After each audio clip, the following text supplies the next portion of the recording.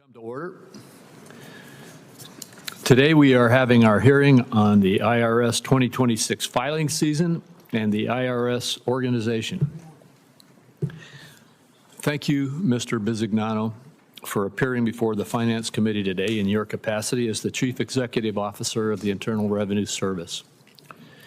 On Tax Day today, I look forward to hearing from you about driving taxpayer-first outcomes at the IRS while implementing the working families tax cuts and delivering larger refunds. As you well know from the private sector, there are always critics, especially when running the day-to-day operations of an agency historically ranked as one of the least favored and most distrusted by the American public. But your distinguished private sector experience leading institutions through crisis, modernization, and transformation are the exact skill set that the IRS needs right now. We welcome your insights on how the IRS can better serve American taxpayers. This hearing comes at a consequential moment. Last year, President Trump and congressional Republicans acted to prevent the largest tax increase in American history. Had the 2017 tax cuts expired, taxpayers earning less than $400,000 would have faced a more than $2.6 trillion tax hike over the next decade. Let me say that again. Taxpayers making less than $400,000, and most of them making well less than $400,000, would have faced a more than $2.6 trillion tax hike over the next decade. Not only did Republicans make those tax cuts permanent, but the Working Families Tax Cuts Act also delivered significant new middle-class tax relief. Implementing the new provisions from the Working Families Tax Cuts in time for this filing season was no small task. Indeed, a few months ago, there was no shortage of commentators predicting a major disruption. With the individual tax filing deadline today, the results are now in, and the data speak for themselves. The filing season opened on time. Through April 10, the IRS received about 120 million returns and issued about 80 million refunds, millions more than last year. Average refunds increased about 11% to over $3,400, and refunds totaled almost $274 billion, tens of billions more than last year. While no filing season is perfect, the 2026 filing season has proceeded smoothly for tens of millions of Americans. Indeed, the lack of a major disruption has required some of your critics to change their tune. And in an attempt to avoid giving you credit, they now attribute this filing season's success to work that happened over a year ago. However, that shifting narrative ignores the work that you have led at the IRS to build the technology necessary to implement the Working Families Tax Cuts. New provisions for tips, overtime, car loan interest, and senior deductions were claimed on over 53 million returns, nearly half of all filings.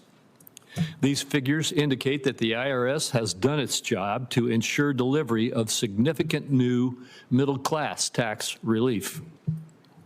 It also is a testament to the dedicated and skilled IRS employees who have worked to ensure that tens of millions of Americans received their refunds promptly and accurately this filing season. Looking forward, the IRS modernization and combating fraud in the tax system issues remain top priorities for this committee.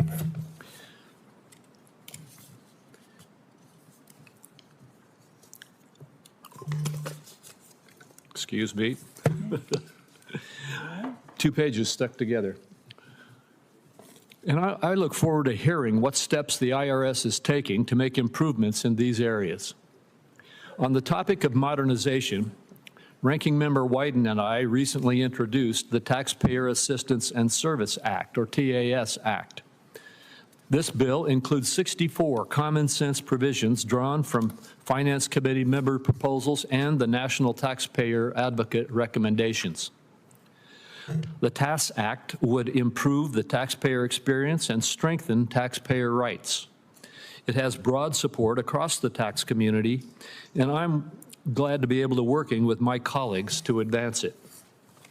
Mr. Bisignano, I look forward to working with you and the Treasury Department to modernize the IRS to benefit all taxpayers. And thank you again for appearing today. Thank you, Mr. Chairman. Mr. Chairman and colleagues, it's April 15th in America, tax day, and Americans have gone through all kinds of headaches associated with filing their taxes.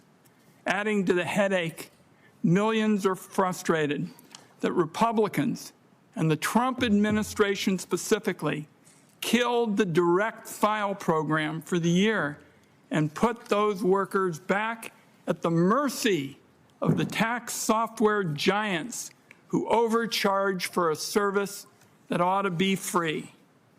It's a reminder that Donald Trump operates pretty much the entire government on the same basic corrupt approach to benefit himself and his friends, to punish people he dislikes, and particularly to degrade public service. Does it no matter the cost to typical people.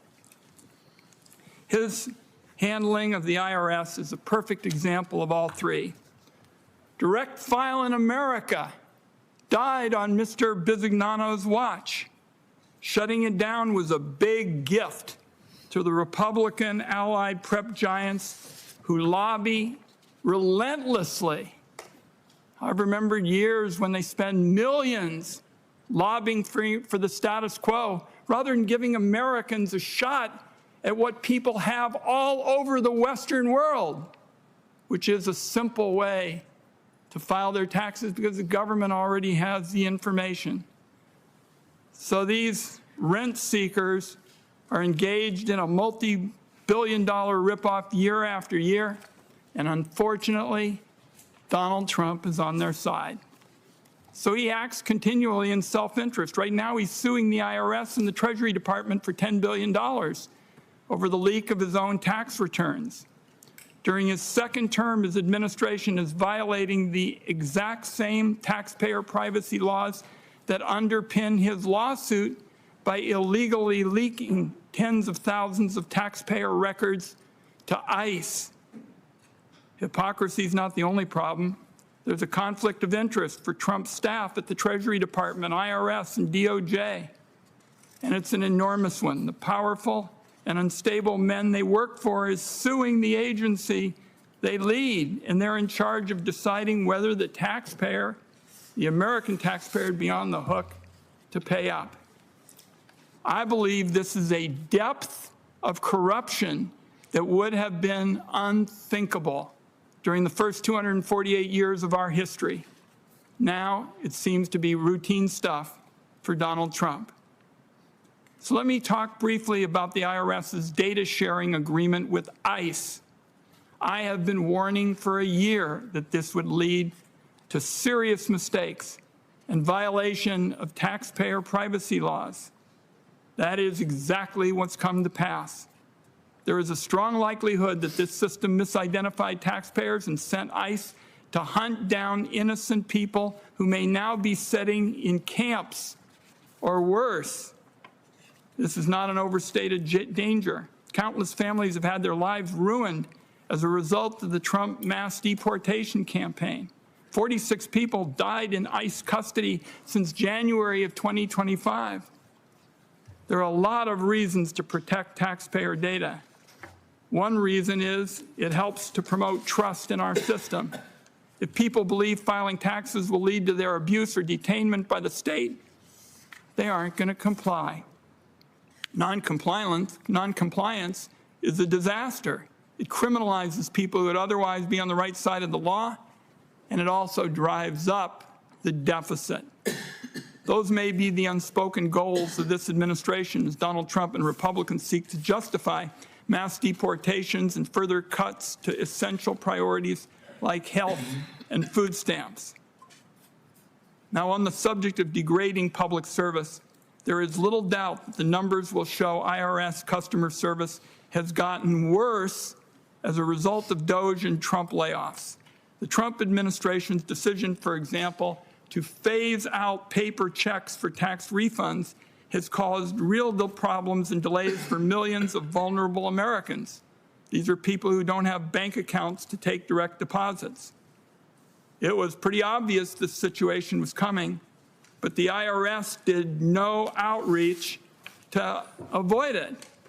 Now a whole lot of Americans who count every spring on timely refunds to make ends meet are in trouble. With filing season ending, I'm sure the committee is going to hear some Trump administration spin about the whole refund question. The reality is the tax law is a dud for the vast majority of working people. Refunds aren't anywhere near the original Republican goal. Any benefit people get from the law is swamped by inflation resulting from tariffs and additional costs with the war in Iran. The people coming out on top, as is always the case, are the super wealthy. Millions of people have found that the Trump economic agenda is a loser for them, the most regressive economic policy that they have ever seen. I'm going to close on this. This committee has held a filing season hearing on many occasions.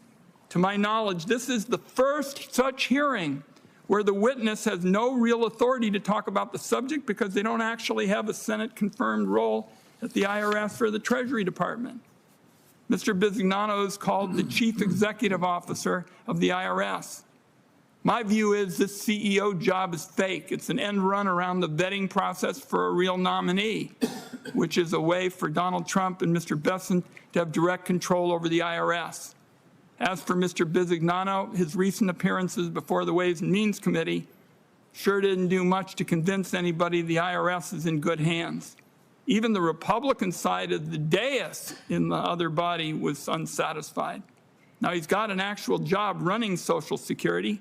And by the way, that's another agency in crisis due to mismanagement. I believe the individual with us, Mr. Bisignano, ought to be focused on cleaning up that Social Security mess. Over the past 15 months, the administration laid off more than 7,500 Social Security employees, which worsened Americans' access to their earned benefits and gave DOJ free rein to pilfer their most sensitive data. As of a few weeks ago, we learned that a former DOJ staffer downloaded onto a personal thumb drive a copy of one of the Social Security's tightly restricted databases of Americans' personal information. So my colleagues and I have repeatedly urged the chair of this committee to hold a hearing to dig in to these important issues. These issues for working families and for seniors and disabled are just about the most important thing in their lives. But Republicans, no hearings, basically just no. I don't think that's right. This is Mr. Bisignano's first appearance before the committee since his confirmation last May, and it's not even focused on the agency that he was actually nominated to lead. I find every single bit of this unacceptable. So we got a lot to do here, Mr. Chairman. Thank you. Thank you very much, Senator Wyden. And we will now proceed to you, Mr. Bisignano. Please proceed with your statement.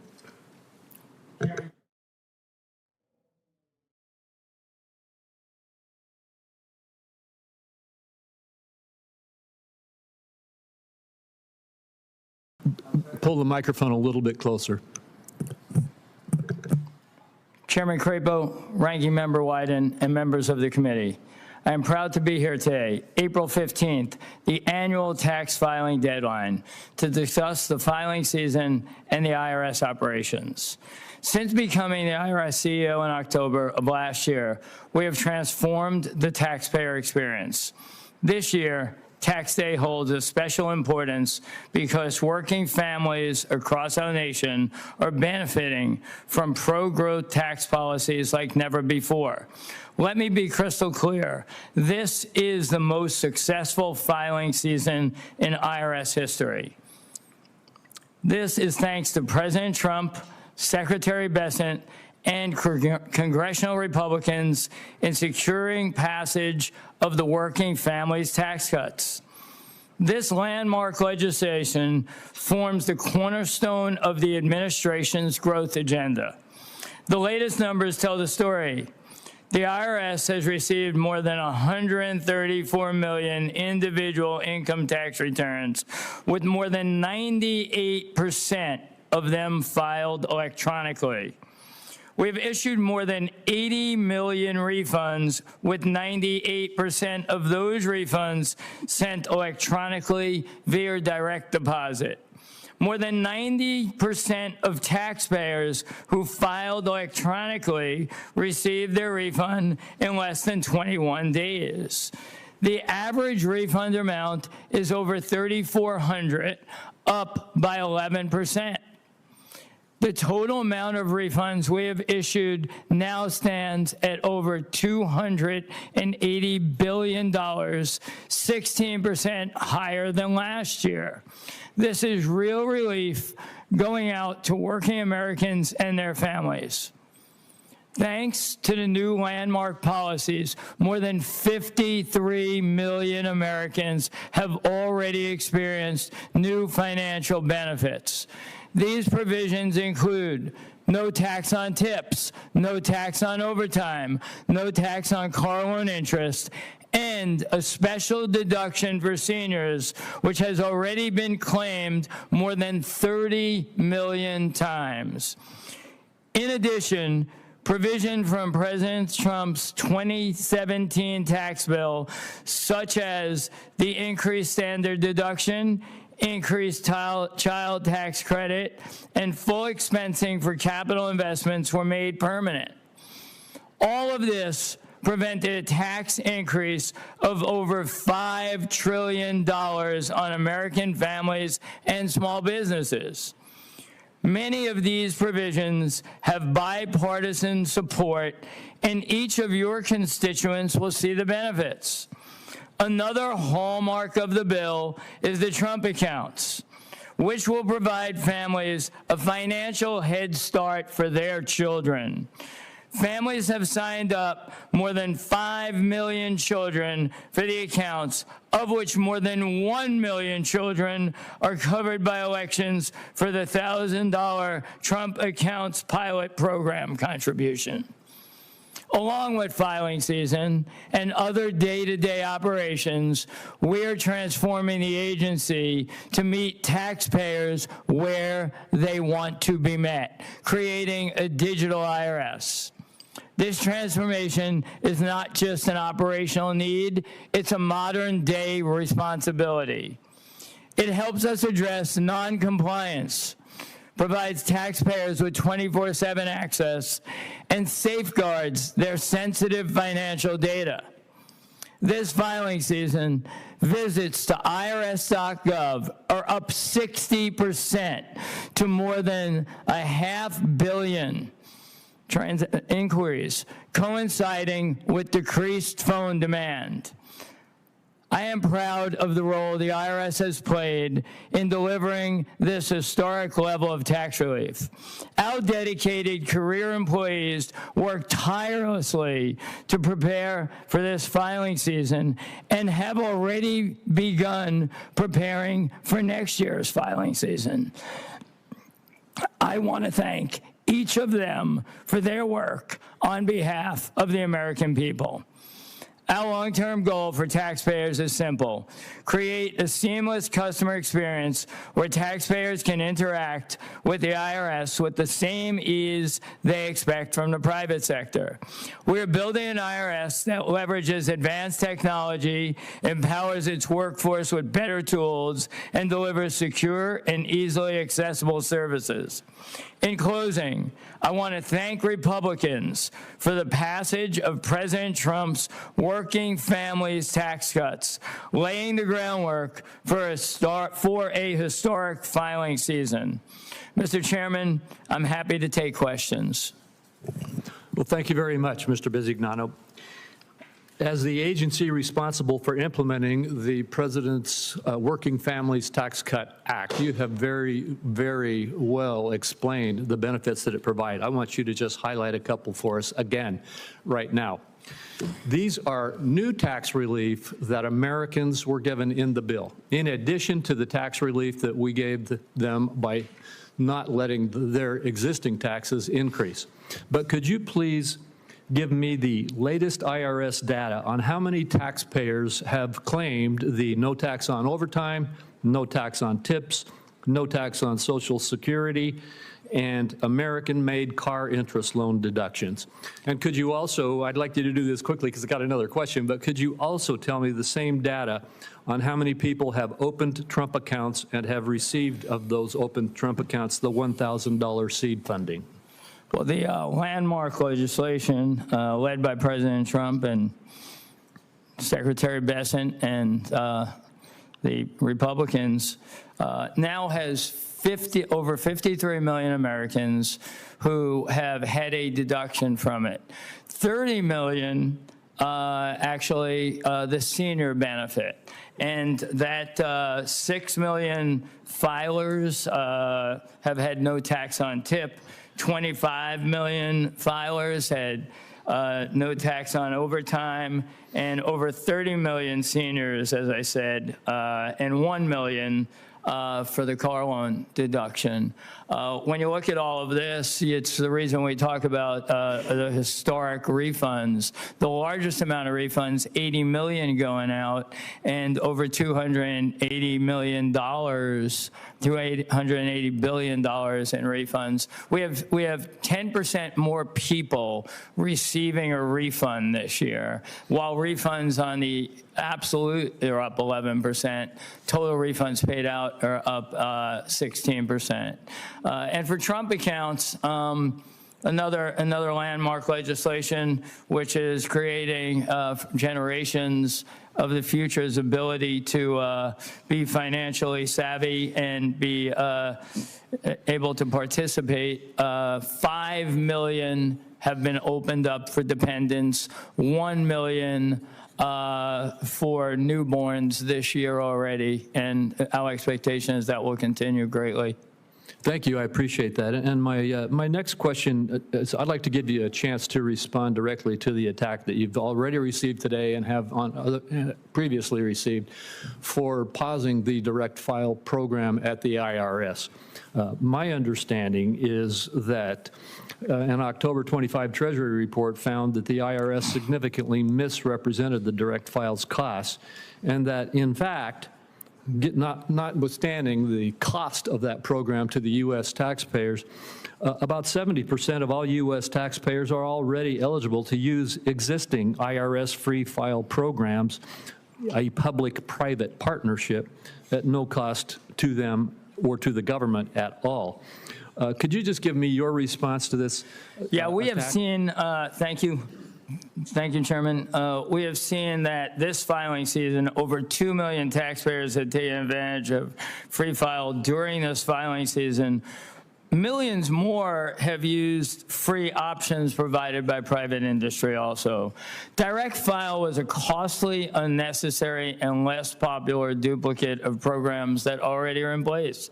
Despite heavy promotion by the Biden administration, direct file was by far the least used free filing option.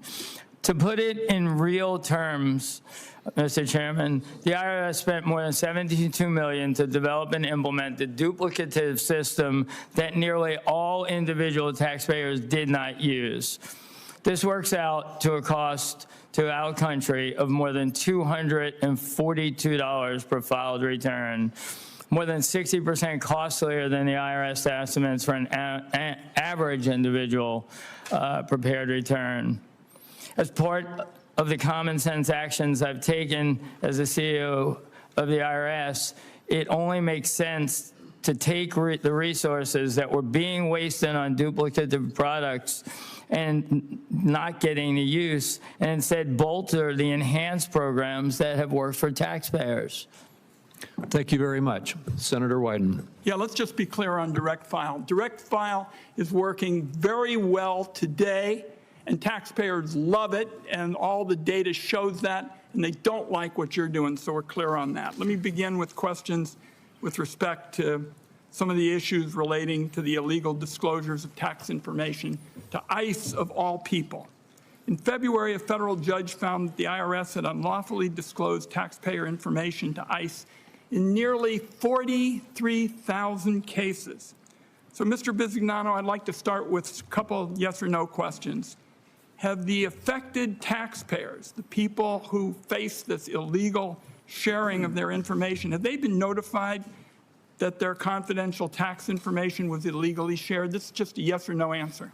Thank you for the question, Senator. As you well know, there's ongoing litigation on this, and I'm not going to comment on ongoing litigation. Well, the district court judge who reviewed the disclosures found they were illegal. And yes, there's activities going on, but somebody's got to stand up for these people. And it sure doesn't look like it's you. When you testified before the Ways and Means Committee, you told me that no one had been fired or disciplined over this. Is that still true today? So Americans need to know, here you have an illegal sharing of taxpayer data. Did you do anything about it? As I said, there's ongoing litigation. And in fact, there have been rulings that the MOU was legal, but I'm not going to debate ongoing litigation with you, sir. Well, you have a federal judge who said it was illegal. And it seems to me that at least should cause you all to wake up from the slumber down there and stand up for people. Now, does the IRS know who and how many people have been detained or deported as a result of the data sharing program with ICE? So Americans understand what's really going on here.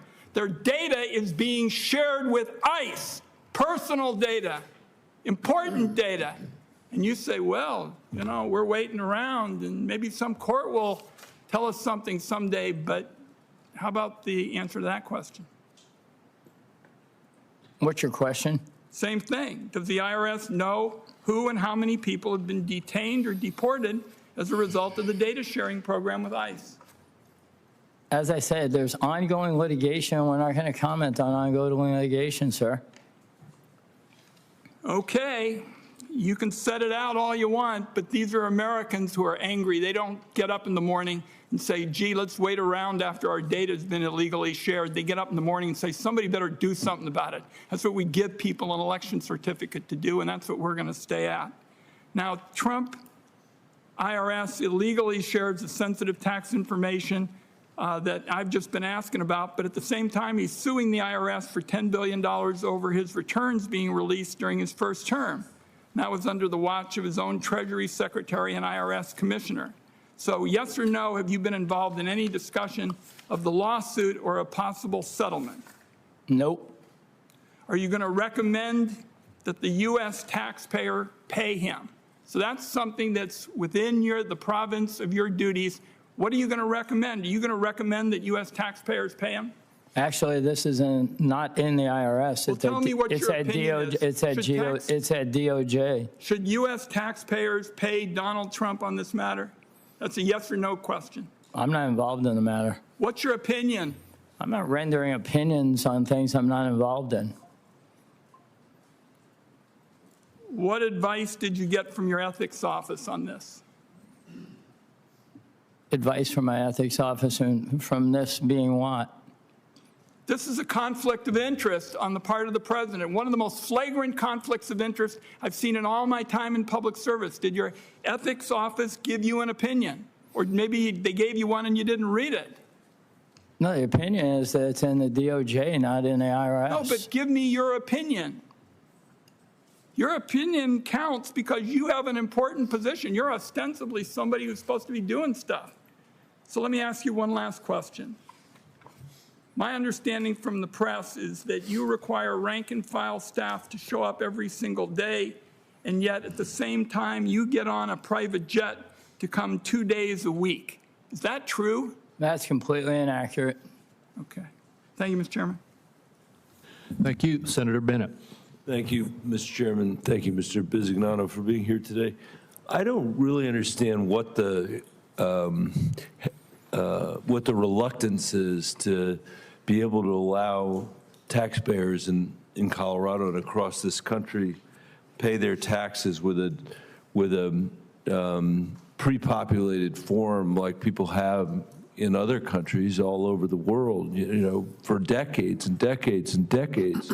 People in other places, all across the OECD countries, frankly, all across the world, have been able to pay their taxes so much more efficiently, with so much less red tape, with so much less bureaucracy. And now it sounds like we're sort of going in the wrong direction. Could you just explain why it is that we can't seem to catch up to basic technology in the rest of the world? Yeah, why would you say we're going in the wrong direction, sir? Because the pre-populated forms that people are able, as a matter of course, in places from Australia to the OECD, countries, people in America don't have the chance to do. And direct file, which was, you've answered your question to the chairman about direct file, but that was something that was very popular with the American people, something that gave them the chance to more expeditiously file their returns. I'm not saying it was perfect. That's not my point. My point is different than that. Why is it so hard for us to deliver the basic level of customer service that the rest of the world enjoys? And by the way, that's a question I've asked to your predecessors. It's not just you. Thank you for the question, sir. Thank you. And thank you for taking the time to explain it. If you look at this tax season, even the stats will tell you 98% of our filings were electronic, and 98% of Americans received a direct deposit within 21 days or less. So that's the best stats we ever had in terms of performance. If you look at what's going on in refunds, it's the largest refund. So we've had the highest volume and, in fact, the fastest payments to the Americans. That's just pure facts, right? And that was 80 million Americans. That's 10% more than last year. So when you look at the filing season, and then, there was a leaked Inspector General report that actually said phone servicing was over 40% better this year than last year. What is the reason not to make it easier? What is the reason? Well, I'm talking about all ways that we are making it easier. And if you look at 500 million online inquiries by taxpayers, right? That's hundreds of millions more because we created tremendous capability. That's the good career working technologists at the IRS. I'm not, my problem is not with the people working at the IRS. Although I have some question about whether or not they're in the right place right now. But the thing that's so shocking to me is we're making it harder for people that are working people to file their returns than in other countries around the world. That's indisputable. I mean, you can read off these statistics, but it's indisputable that it's much easier in Australia to file your tax returns for working people, just to pick one place, than it is in the United States of America. And at the same time, so we're making it harder than other places for working people. At the same time, the estimates are that the lack of cops on the beat at the IRS is going to cost the Treasury of the United States $646 billion in unpaid taxes by the wealthiest people in America, contributing to the $38 trillion deficit that we have, debt that we have in this nation. By the way, I remember you saying when you and I met before your confirmation that you were deeply concerned about the level of national debt in this country. It is $38 trillion, and a lot of that is because of the completely unpaid for tax bill that is the Trump tax bill. So what do you say about the $646 billion, $643 billion of uncollected revenue, taxes people owe in this nation? I think, first of all, one thing I'd say is we need to figure out, you're talking about the tax gap, and what I've seen is nobody's ever worked on the tax gap, and we need to decide what is the addressable tax gap, and we need to go get it. But enforcement revenue is up 12% this year.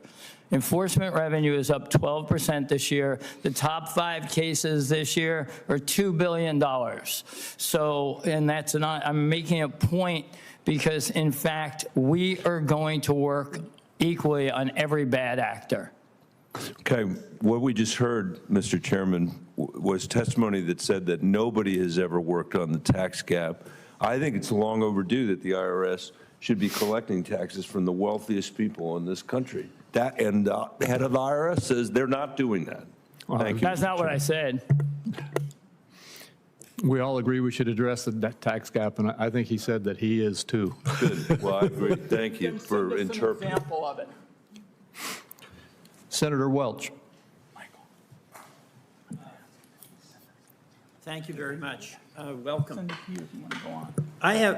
What was the deficit number when President Trump took office in January 20th of 2025? I don't know. Well, do you know what it is today? I'm not tracking it. Big number. And I want to just follow up on some of the questions my colleague from Colorado asked. On enforcement, we have a chart here that there has been significant cuts in the staff for enforcement. And this chart here shows that 25% loss of staff has led to longer wait times. And I understand you dispute that, but that is our experience in Vermont. And also, as the senator from Colorado mentioned, $598 billion in lost revenue from the DOJ layoffs. They should be here. Do you want to contest that? First thing I'd say is, as I said, you know, the Inspector General would say phone servicing performed 40% better. Secondly, it just said, you know, we have 12% more enforcement revenue year to date than we had before. So let me interrupt for just a second. I mean, you believe it is absolutely essential that the IRS enforce collection, particularly from 100%. all right. And one of your predecessors in the Trump administration, Mr. Reddick, you know him, he says that while he described the agency as outgunned by wealthy, well-advised taxpayers, and Mr. Reddick estimated that the tax gap, which is the difference between taxes owed and taxes paid, was approaching $1 trillion a year. That's from a Trump appointee who shares your concern about collection. What is your number? My number What is do you that think is not you collected know, from wealthy the last individuals? reported tax gap was 650, right? And I think we're undergoing a review of what's the actual addressable tax gap and how to close that gap. Well, let me ask, you know, the review has to be done. I mean, there's a well-known tax gap, and that is something that your predecessor in the Trump administration acknowledged. $1 trillion a year. That has got to freak you out. Well, I mean, what are you doing about it? Well, like I said, the last reported one was 650. He was projecting out. There's no document that was produced at $1 trillion, but 650 is big enough so we don't have to debate the trillion. And what No, I'm saying is that's But here is what's happening. I mean, the number of staff that are assigned has diminished. There were the DOJ cuts that did a lot of damage to the organizational structure and the morale. You didn't do this. This is something you inherited, but it's something you have to address. And then Mr. Reddick says we've got $1 trillion in the tax gap. That is just totally unacceptable. Okay, but why don't we to deal with the everyday published Americans who number are of trying to get 650? pay their bills. Right. Secondly, what we've done is bring in a ton of technology. We have Well, we need you to bring in a ton of money from people who owe it, not a ton of technology. Well, that's 500,000 we collected the other day, 250 million from. The top 5 cases were $2 billion. I am all in favor of that. You've got some successes there you've talked to, but if there is a gap, and again, this is not my number, this is from the Wall Street Journal quoting Mr. Reddick, your predecessor. Yeah, well, that's a paper talking about somebody with a number that's never been produced. So I want to really use that for my baseline. Well, we've got the Yale Budget Lab that studies this with a PhD in economist, and we've got a former IRS tax commissioner on Trump who puts that number at about $1 trillion. So the real question here is when you return to this committee with Senator Crapo and Senator Wyden, we want that number to be as close to zero as possible. Well, what you'll have is a plan to drive the number down, and you'll have the resources allocated and technology. We don't want a ton of technology. We don't want a plan. We want people who owe taxes to the United States Treasury to pay taxes to the United States Treasury. And that is especially. And how long have you been working and telling people to work on the tax gap? How long have I been? Don't I get to ask questions here? I'm just wondering because you're making it sound like it was worked on diligently ever. No. It's about to be for the first time. Here is the reality, okay? The new Trump administration came in and eviscerated the staffing at the IRS. It also changed its policy on audits of very wealthy individuals. And it's incredibly complicated, those audits. The things that very wealthy people can do to avoid stating what their income is and inflate their expenses. That has happened. Mr. Reddick has acknowledged that it was so great that it got up to $1 trillion. That is a problem that is the responsibility and burden you have to address and get that number down. Thank you. Thank you. Nobody's been fired. Everybody retired voluntarily.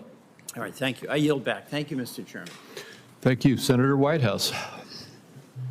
Thank you. I'm told that Administrator Bisignano is not going to answer any questions related to the Social Security Administration while he's here before this committee. That doesn't seem like a great rule. I don't know if the chair has approved that refusal to answer questions on that subject. Well, this is an IRS hearing, not a Social Security hearing. And does that mean that we don't get to ask questions about Social Security Administration? Oh, you can ask whatever questions you want. I leave it up to the CEO as to what he will answer. Will you answer? If you want to ask me a question, I'm sorry? That is a yes or no question. Will you answer? I want to hear the question. I'll answer. I'll definitely answer. Okay, good. I'll definitely answer. It's pretty simple. You and I have talked before about this subject, and that is protecting the data of the Social Security Administration. When we first spoke and we had the hearing here, you said you'd do a complete review of the extent to which what I call the doggy boys had gone in and exfiltrated data from the Social Security Administration. And you then reported back that it looked like there had been no problem, that the data was sound. Since then, there have been multiple reports of doggy boy people having removed potentially significant amounts of data from the death list and others and exfiltrated them when they left to provide as an asset to private sector employers and so forth. Would you like to update us on what your review has shown? Yeah, that review's been fully put in front of the ranking member and the chairman's staff and been reviewed with them. And what can you assure us about what Social Security data has been exfiltrated? We've been very clear about we don't see any data that left the House. You don't see any data that left the House? No, okay. The number of new exams, audits for taxpayers in very, very, very high income categories, like above $10 million in income, has dropped by 9%, and I believe it's scheduled to drop by another 30%. I go back to the days when the majority of the IRS's enforcement effort was in states like Mississippi, going after the poorest people. And I thought that one of the good things that we did on a bipartisan basis was to refocus the IRS audit on the people who are most likely to be tax cheats, which is people who have enormous resources and the ability to deploy complex tax cheat strategies. What is up with the reduction in interest in auditing very rich people and the reduction in actual audits of very rich people? Well, there's, first of all, this year, collections and enforcement is up 12%, and this is year to date. As I said earlier, we've had over $2 billion in the top 5 audits that we collected on, and we'll go after every bad actor. There's no bias to any of it. It's every bad actor. You're not going to have the type of revenue we have coming in from enforcement if you're not collecting from highly compensated people. and bad actors. So, you know, I mean, I think that this year's numbers will prove itself out. So what explains that, for instance, the large business and international division lost 19% of its staff? And has that affected audits in the large business and international No, division? I think what our head of enforcement would say and our head of CI would say is their ability to use technology has completely gotten them reaching out to more, not less.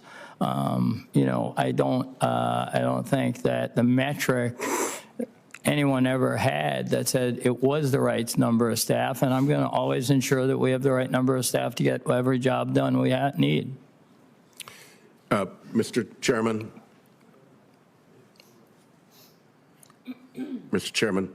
I think it might behoove the committee to have a kind of technical session on looking at how the IRS is implementing new AI and data systems in order to overcome what seems to be very dramatic reductions in workforce dedicated to audit.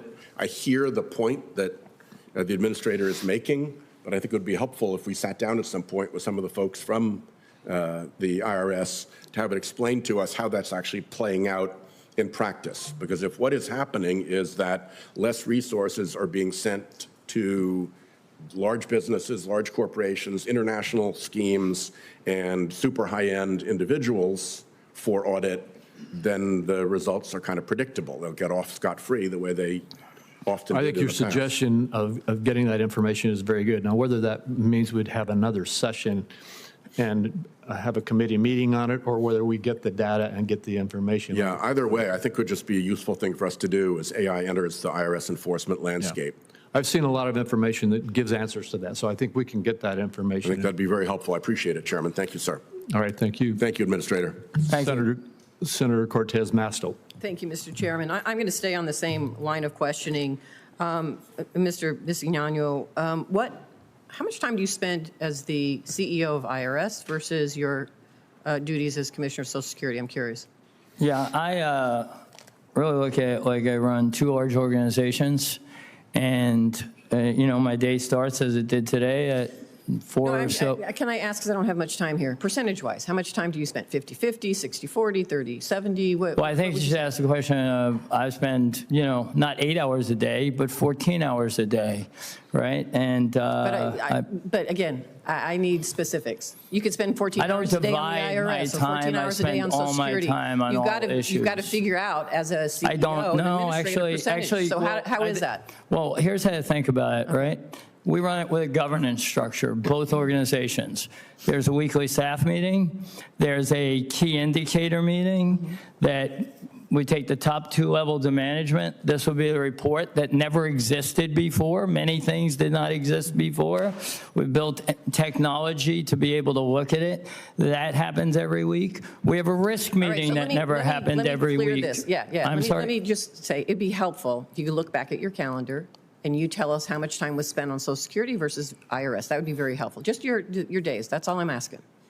Secondly, I appreciate you in the private sector. You're going to include Saturday and Sunday. You want to know how many hours I spend on each of them? Just a percentage, yeah. I'll give you hours. Listen, let me just say this. This is an oversight hearing because the taxpayers pay your bill. The taxpayers pay mine. They're making sure that the agencies that work for them are run efficiently, and we're spending the money in a way that is efficient for the taxpayers, to the benefit of the taxpayers. That's all I'm asking, is information for the taxpayers on how you're spending your time. It's not a gotcha question.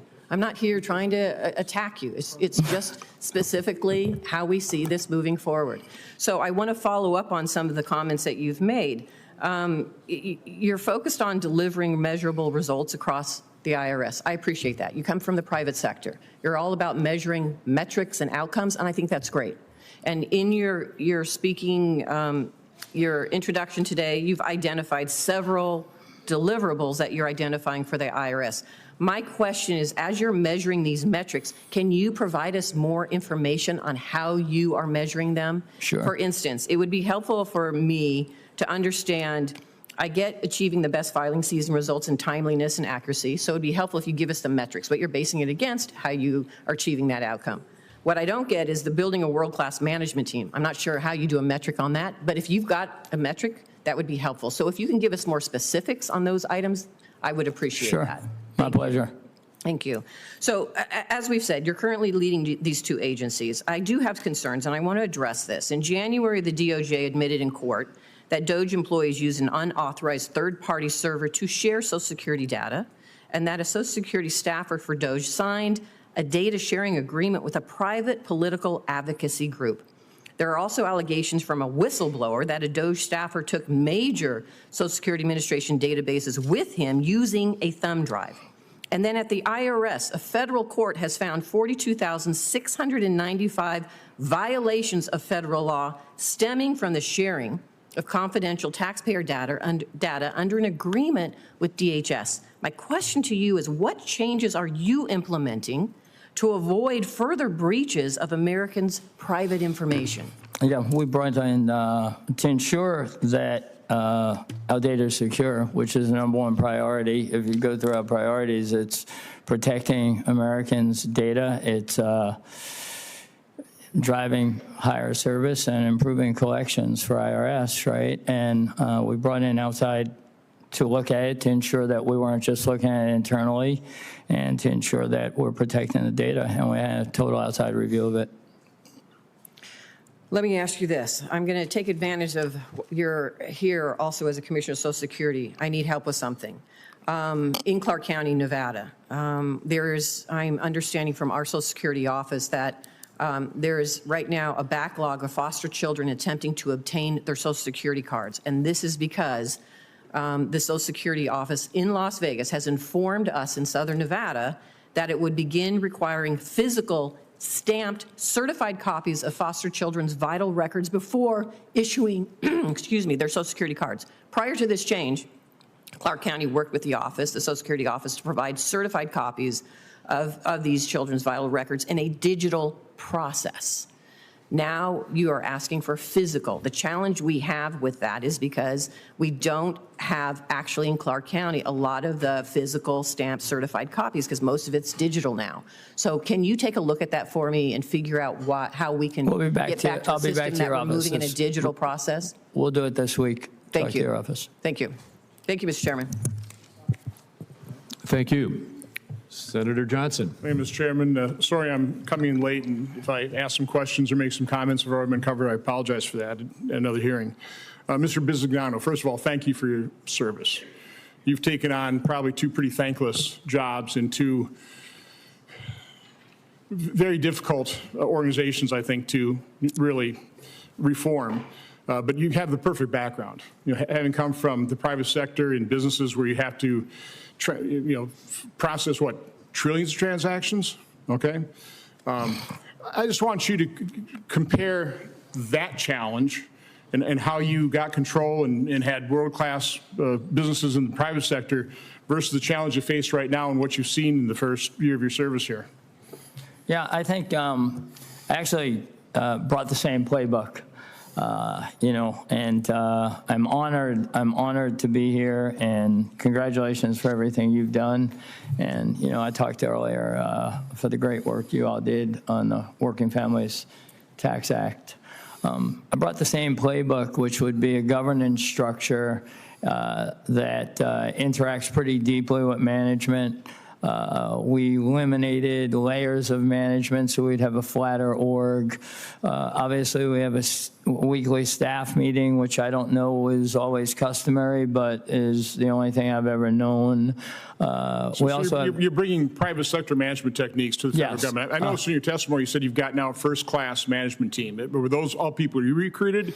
Half recruited and half great career people that were waiting. Identified them. Okay. Waiting, and they're actually learning. We're building right now that we'll implement in May a leadership academy that we teach to the next levels of management on what really good looks like and how to achieve really good results, how you can have less people and better results. So you're trying to create an environment that's going to last beyond your term.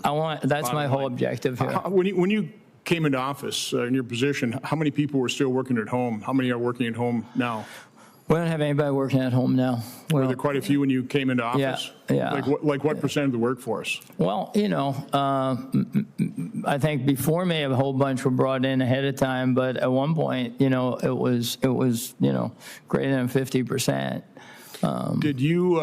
Were there a lot of terminations as a result of that, or just retirements from people? No, all voluntary retirements, which I think was nobody's going to really like hearing this, but was good because they wanted to retire. That's fine. So what percentage of the workforce ended up taking that retirement rather than having to? At IRS, 25%. About 25%. So do you feel you're understaffed at this point in time? Or No, so you're going to be able to get by and do a better job with less? The numbers are showing that, and that's what I think the scoreboard, we're getting refunds out, 98 million of them within 21 days. Right. I remember when people. I read the stats. I just wanted.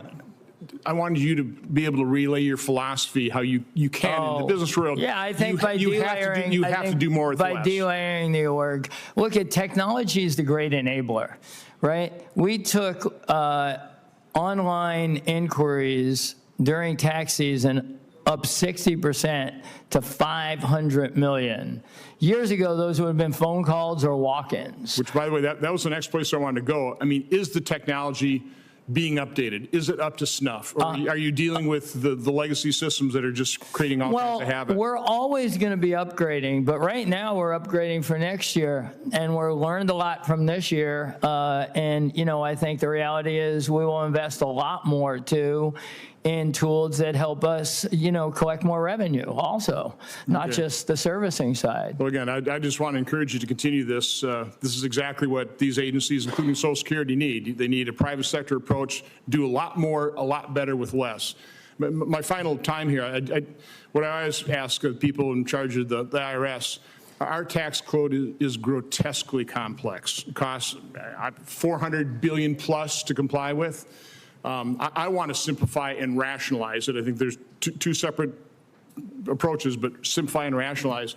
What I'd ask you off the record, take a look at what are the most complex areas that if we simplify, if we did rationalize, that could help taxpayers, reduce those compliance costs, help you become more efficient in terms of implementing the tax code and stuff. So again, you don't have time to, if you want to just quick mention, something at the top of your mind, but otherwise really take a serious look at that. I've never really got a serious answer back from former I'll come back and see you. So I will I'd come back appreciate and it. see you. Do you have a current comment right now, just off the top of your head? No. Okay. Look forward to talking to you. I'll come, as I always do, Okay. I'll come back to you. Keep up the great job. Thanks. Thank you, sir. Thank you, Senator Blackburn. Thank you so much, Mr. Chairman, and thank you for being here. I appreciate that on tax day you're spending some time with us and hearing about what the American people are talking about. In Tennessee, as I've been out and about over our Easter work period, I had more people comment about the enhanced deduction for seniors. And that is something, as the chairman knows, I really push this. It's something I've worked on for years, getting income tax off of Social Security. And I appreciated your comments that 30 million filers have taken advantage of this and that it is one of the most, really one of the most sought after deductions, and that we're seeing those increased deductions. So I thank you for the work on that. I do want to talk to you about the IRS current administration of the R&D tax credit as it relates to manufacturers. Tennessee is one of the best states in the country for manufacturing, and as we are pushing more into the additive and advanced manufacturing concepts, we are seeing a lot of manufacturing come back. Now, some of our manufacturers have told me that the IRS has asserted that research that manufacturers conduct on their shop floor doesn't qualify for the R&D credit, and that supplies used in shop floor research are not research expenses. And we know China has supercharged their R&D incentives. So I think it is very important for us to look at this engagement and allow this shop floor research to be considered in that R&D. So I'm going to ask that you work with Treasury, that you convene the tax policy folks at Treasury and the folks that are administering the R&D credit at the IRS, so that everybody gets on the same page and that we continue to lead in R&D. And we're looking for these best practices that R&D leads us to. So can you commit to working with us on this issue? That's a very simple item, 100% yes, and thank you for all the work you did for the seniors, and we'll be happy to come to your office and work on it. Thank you. We want to get that one addressed because I do think that we need to clarify this R&D issue if we're going to repatriate a lot of these manufacturing jobs. I also want to raise a Treasury Inspector General report on tax administration. And after reviewing the IRS partnership audit efforts, many of which began under the Biden administration, it remains difficult to understand how these programs actually fit together. And the report identifies several overlapping efforts. And I know you were working on rooting out duplications and redundancies. And the large partnership compliance program, the pass-through organization, the PTE campaign, the PTE program, but their structure and their relationships are not clarified. Therefore, you get that duplication.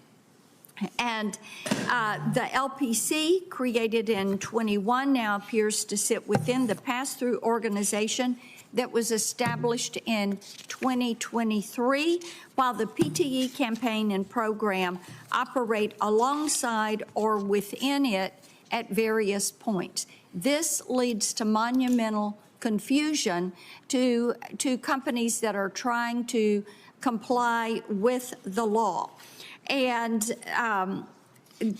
I would ask that you work with us. And you can see how there is so much redundancy here. And we need to know that you're going to be open to simplifying this structure and bringing some clarity to it and moving to an efficient enforcement in these measures. Will you work with us on that? First of all, of course, and thank you. Yeah, we will, and we're focused on the same items you are, so happy to come get the teams together, and we will round up all the resources required between Treasury and IRS. Thank you, and keep processing all of those enhanced deduction for seniors. I think it's Section 5 as seniors file their reports. Thank you, Mr. Chairman. Thank you, Senator Blackburn. As I understand it, that's $6,000 deduction for the qualifying seniors. That is correct. It's per person. That's correct, $6,000 per person. And as we worked with committee staff during the time we were doing the big, beautiful bill, it removed the income tax from 88% of our Social Security recipients. Thank you. I appreciate you helping focus on that. Senator Grassley. Thank you.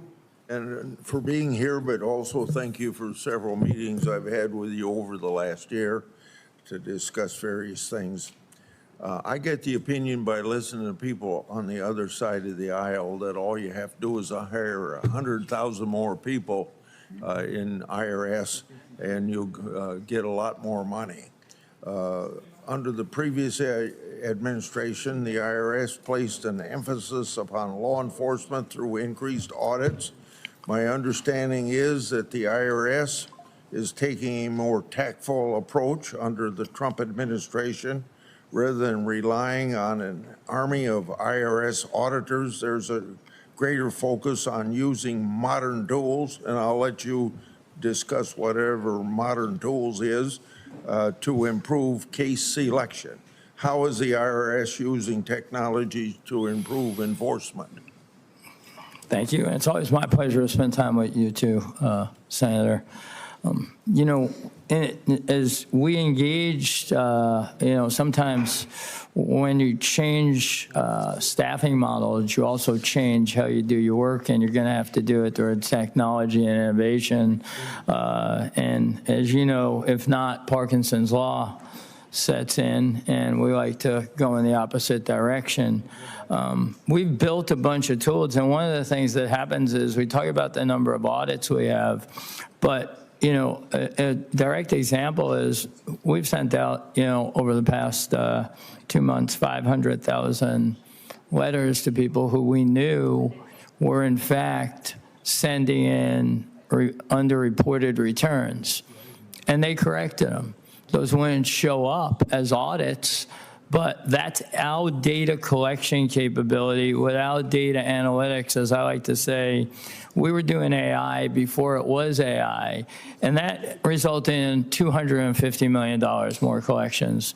If you look at using tools that takes data and allows it to collect it and give the agents way more information and power, it's the reason why enforcement revenue is up 12% right now. And those type of items allow us to get more done. If you look at the fact that amended returns took 6 weeks to process, and now they take 3 days. That gives us more capability, better intelligence, and better ways to act on them. So there's a lot going on inside the agency from a technology standpoint that's actually driving outcomes, and I think that's why we're able to say that enforcement revenue is up 12% this year. And when we talk about it, we're talking about, you know, the 5 biggest cases being $2 billion. So it's clear that you know, we go after all bad actors, and we want to inform people and give them an opportunity to pay us what they're supposed to pay the right amount. Yeah. Now I want to bring up legislation I got passed a long time ago to see how IRS is working in that area. It's long been my view that the IRS needs to do a better job of targeting bad actors to avoid imposing costly audits on innocent taxpayers. A program that I have championed to do just that is the IRS whistleblower program, which incentivizes those with knowledge of high-dollar tax evasion to alert the IRS. To date, this program has brought in over $7 billion to the Treasury and could raise billions more if used by the IRS to its full potential. Going forward, can I expect the IRS to put more emphasis on the IRS whistleblower program to further focus IRS audit resources? Well, I have an open door policy and streamlined the IRS leadership so that we can communicate better than ever before. I hope any IRS employee utilizes the resources they have to communicate issues they see to me or any form of our leadership or wherever they feel appropriate. We like to hear from people. We understand, you know, whistleblowers are usually important to our system here. Well, that's got to be my last question, but just let me say this in regard to this program. I get a feeling after all these years that this has been on the books, even though it's brought in $7 billion, that there's people in the bowels of the IRS that don't like it, and I think we got to overcome that bureaucratic opposition to people outside reporting that the IRS isn't doing their job. Well, I'll do everything in my power, sir. Thank you. Senator Daines. Chairman Crapo, thank you. Well, it is tax day, and thanks to Republican leadership, President Trump's leadership, the work of this committee. In fact, we passed the largest tax cut in American history, and I'm proud of that. Said another way, we stopped the largest tax increase in American history, and I'm proud of that fact. As we're having these debates about affordability, which we understand, one way to help the American people make it a bit more affordable is put a little more money in their pocket through tax relief. We champion the no tax on tips, permanent relief for small businesses, permanence in the estate tax, credits to expand school choice and the new markets tax credit, some of the things I personally worked on to push across the finish line. These provisions enable families, enable farmers and ranchers back home in Montana, enable our Main Street businesses to keep more of their hard-earned dollars at a time when they need it. In fact, recent IRS data has confirmed that. We're about 50% through now, the filing process. And guess what? We're seeing refunds going up, somewhere around 11 to 13% already. Montanans are receiving over $3,500 in the average refund more, and that's a significant increase from last filing season. I know our friends across the aisle have had some consternation, the fact that we stopped the largest tax increase in American history. There's been some fear-mongering, claiming that changes that we put in place that is actually putting more money in the pockets of the American people is actually creating a disaster for filing season, which just isn't true. And we'll talk more about that. You've streamlined customer service, and we're getting these refunds through. And thankfully, at the end of the day, that's all it means to an end. That is putting more money in the pockets of the American people. Mr. Bisignano, do we see the data that's showing the opposite of some of this fear-mongering? Can you tell me how we've ensured that a successful filing season and how we've helped millions of Americans receive their highest refund ever? Yeah, well, I think, first of all, we're right now starting on next year's filing season. So as soon as I came in, we made a point of, we're going to meet weekly and understand every number and go through them and ensure we get the right outcome. I think what you all did, congratulations. I mean, I think it's actually exceeding expectations. 80 million Americans, more than 80 million Americans have had refunds. That's the most ever. And so when we think about the refund, we paid out 16% more. 16% more. And the stat that people don't want to really recognize is this great servicing that occurred. 98% electronic filings in, 98% have received electronic filings. And when you take all electronic refunds, and when you take all refunds, 90% of them have been paid within 21 days. Larger refunds to more people quicker. That's what you gave us the opportunity to do, and I thank you for that. And, I give the great career people in IRS who I work shoulder to shoulder with, and the team who came in with me, a ton of credit for what got delivered and where we are. I had the option of 4 days to be here. They gave me 4 different dates, and I thought I have to take 4/15 as the date. You do. No, you should be here. We need to be talking about this. I'll tell you, it's not being talked about enough either. 90% of senior citizens are not paying taxes on their Social Security benefits. 30 million seniors with the deduction. More than 54 million filers in total had a Schedule 1A, which meant they took either no tax on tip, no tax on overtime, no tax on car interest, or the senior deduction. I know it's getting in the weeds too, but the fact we kept we took the deduction and took it, made it permanent. I mean, that's another. There's so that's much over $5 trillion. Well, we got a lot to talk about. I want to wrap up here. One of the challenges we faced is the fact that 45% of children in the United States never claim the benefits of a surviving Social Security payment benefit. We see that in Bighorn County in Montana. Child beneficiaries make up 11% of all Social Security recipients. That's 4 times higher the statewide average. So we have rural states like Montana, these communities, they're facing barriers to access we're failing to reach all eligible children. In addition to the personal hardships these children have, too many of them face financial hardships by not receiving their duly owned benefits. My last question, and I'm done here with my time. Given your dual role as IRS CEO and Social Security Commissioner, do you commit to working with my office on this important issue and ensure that all eligible children across my state receive these benefits they're entitled to? My pleasure and honor. My dad was an orphan and worked 44 years for the Treasury Department. So I'll be there whenever you want me. We'll have our staffs get together, sir. Thank you. Thank you. Senator Warner.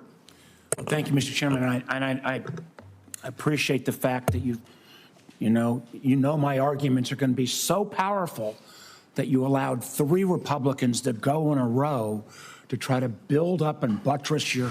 We did our best to soften you up. Case, but now let's bring some facts back to the discussion. Commissioner, it's great to see you again. You know, on the big bill, in your testimony, you said you're going to return $274 billion in refunds to the American people. Now, we tried to actually look at this in terms of what this means in terms of actual cost. And let me just talk about my folks in Virginia.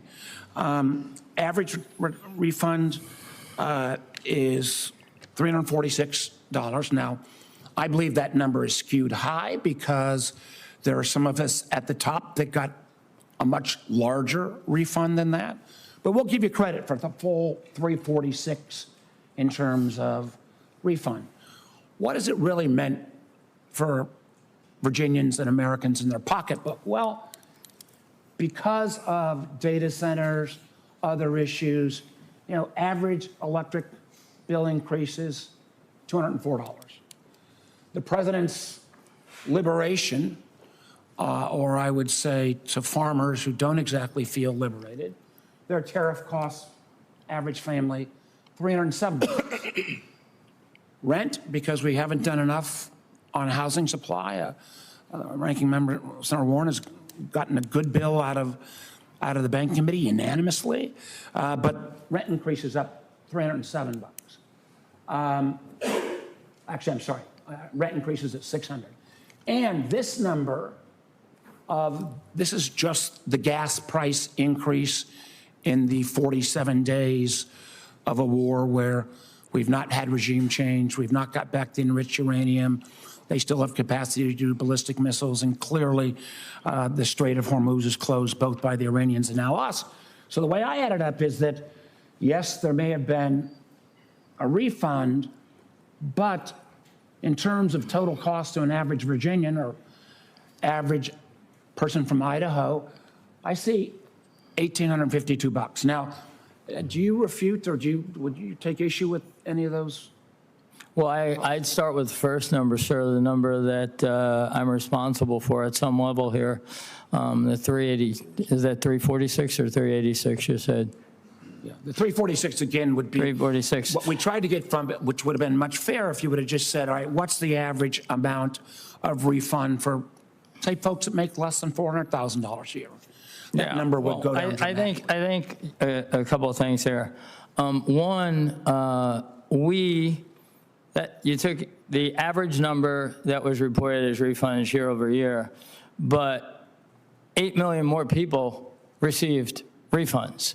So if you talk about how much went back to people, it wasn't 346, it was a number significantly larger because more people got that $3,000 average. I've had to listen to 3 of my Republican colleagues. I would respectfully disagree because the amount of, a lot of that number on the 346 is because folks at the very top, and I've been blessed to do very well, my refund was much bigger than 346. I actually think it would have been perhaps fairer to have this distribution a little bit geared more for low and moderate. I think to that point, the top 1% pay 30% of all federal taxes. The top 10% pay 62%. And the bottom 15 and the top 1%, the bottom 50% pay and the top 1%, sir. And I'm a hardcore capitalist, but the top 1% controls a greater share of assets in our economy at a level, And if you want to think about a level, frankly, that makes the 1920s look equitable compared to where we are today. Let me move to my last question. You know, one of the things I think we would agree is that the Inspector General, I believe the date is, you know, every dollar invested in the Inspector General actually gets back to close to $100 back because of trying to find misuse and abuse. So could you explain to me why the administration's fiscal 27 request for the Inspector General literally is cut 17% from 26 numbers? That'll mean the Inspector General will have lost over 130 full-time employees since the start of 2025. If we're going to try to bring about greater efficiency, doesn't the Inspector General play a critically important role? And why are you cutting him at such a dramatic rate? Well, the fact of the matter is, we've managed productivity and quality through every aspect, and the Inspector General is one of those aspects also.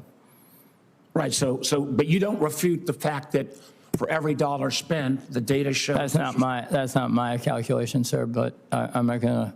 Well, again, I would think the average cost to a Virginia family has actually gone up under this president, and I think it is a, you know, as a former business guy myself, a bad allocation of resources when you cut the Inspector General. Thank you, Mr. Chairman. Thank you. Senator Young. Well, thank you for being here, sir. Thank you for your important work. One of the things that I hear about as it relates to the One Big Beautiful Bill Act, also known as the Working Families Tax Cuts Act, is the importance of Trump accounts to millions of Americans. I'll remind my constituents that the IRS has played a very active role in Trump account enrollment through the administration of the new Form 4547. This allows parents to enroll their children in these tax advantage savings accounts so that they can help build wealth and enhance their future opportunities. The IRS announced at the end of last month that 4 million children have been enrolled in the program thus far. That's commendable and exciting to me. Of that, 1 million of these accounts are entitled to the $1,000 seed contribution from the federal government. In your view, sir, is the IRS on track to fully administer the tax reporting and compliance aspects of Trump accounts by July 4th, when contributions can begin to be made? The number's up to 5 million right now. You'll be pleased with that. And as you know, there's also you know, philanthropy that's occurred that will allow a newborn to get, you know, like the Dell Foundation putting in $6 billion. So I think it's a great generational vehicle that I applaud you all for getting that legislation done and all the legislation that you've done and all your hard work. And the answer is yes, but in terms of being prepared, if you look at the preparedness we had here for this filing season, with legislation coming through in July, and everybody was prepared to say something other than it would turn out the way it was. Yes. So we're darn ready for implementing. Well, great. Thank you for the, we'll continue to track that. And if there are any snags you run into, I hope you'll let this committee know so that we can be helpful where needed. The Working Family Tax Cuts Act prevented the largest tax hike in American history. Failure to act, I remind others, would have amounted to a $2.6 trillion tax increase on households earning less than $400,000 per year. That would have, of course, damaged our economy. Mr. Bisignano, what other changes are we seeing? What changes are we seeing in business formation, wage reporting, or other filing behavior that reflect taxpayer response to the many pro-growth provisions in the tax cut law? I think the most telling signs, you know, if you look across the whole platform, that was a $5 trillion tax hike that was avoided, as you talked about it, when you go through the whole all taxpayers. Any trends we're seeing? Well, trends we're seeing, to me, what we're seeing in the filing season is, the fact that what you all implemented has 54 million Americans aware OBBB. I think the senior deduction, you have to say, is really taking the tax burden off the seniors with 30 million filed. I think you're going to watch as we close out this season, the fact that we're going to obviously have the highest refunds ever. Yeah. And all of that, is putting money back into the system. The last thing I wanted to touch on, the Wall Street Journal over the last roughly 24 hours had a column, you probably saw it, entitled America's New Tax Mantra, The IRS Isn't Going to Catch Me. And I think, none of us likes taxes. I think it's really important that we're enforcing our tax law and that people aren't cheating on their taxes. I know the IRS often finds itself up against very sophisticated and well-resourced taxpayers that may or may not be attempting to abuse tax rules, hence the importance of effectively identifying cases to audit. How can your digital-first approach and the IRS adoption of new technological tools help in determining which cases to investigate further so the agency's manpower can be better focused on the core accounting and legal work and, if necessary, enforcement work? Yeah. First, enforcement revenue's up 12% year to date. And, if you pick the top 5 cases, they were $2 billion. And I think the team there does an outstanding job. They've brought in a technology-first mindset. Everything from, it's never talked about, but, we flag and send out information to taxpayers within a day or two sometimes of their filing that is wrong. That's not called an audit. It might turn into an audit, but if you go over the past couple months, 500,000 letters go out, and we collect $250 million from them. But on the technical side, we are doing a lot of data comparison that we would have done manually. Now, technically, we started that in December, and that's manifesting all types of cases that we might not have gotten to. So I expect, I saw the headline. That's a good rally cry for that whole org. We talked about it. They're fired up to not have that be the case. And I actually think some people think more agents. I think more technology, and that's going to far exceed what the humans can do. Technology is the great enabler. I'm well over my time. Thank you for your and your team's efforts to root out fraud and abuse. Yes, Mr. Chairman. Thank you, Senator Barrasso. Thank you, Mr. Chairman. Congratulations. Thank you for the great job that you're doing. There have been some allegations from the ranking member, from Senator Whitehouse, Senator Cortez Masto, Senator Bennett. I want to get the record set straight on the data privacy and what you've been doing in the record since you've been there. Because the IRS does, prior to this, had a really troubling history, I believe, of failing to safeguard taxpayers' personal information. 2022 Government Accountability Office report found almost 500 instances of IRS employees improperly accessing taxpayer data. Under the Biden administration, an unvetted IRS contractor leaked the confidential records. I believe it was over close to 500,000 Americans, and they did it to liberal news outlets. In a separate incident, the Biden IRS accidentally published the data of over 100,000 taxpayers, and they took it down. Then they republished it again months later. Not a single person in the Biden IRS has ever been held accountable for any of this. This is the record that you inherited and I think you moved quickly to change that. So for the first time in the history of the IRS, you mandated the risk management staff now report directly to senior leadership. You launched a comprehensive cybersecurity review. You brought a lot of new oversight. So how has your approach changed the way that data security vulnerabilities that we've seen in the past get identified and are addressed? Well, I think you know, I like to talk about the governance model that we use, and obviously you hit on one item, the elevation of risk management to reporting directly to me, to taking a much larger slice of cybersecurity, running on a protect the perimeter, patrol the interior, and while doing all that, you know, reinforcing that we want problems to bubble up.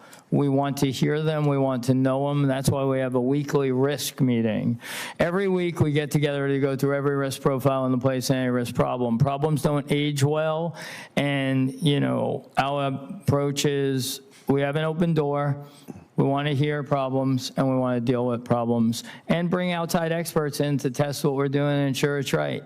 I think, you know, I mean, we can't guarantee outcomes, but if you have a great risk management discipline, your odds are you're going to have less problems. Good.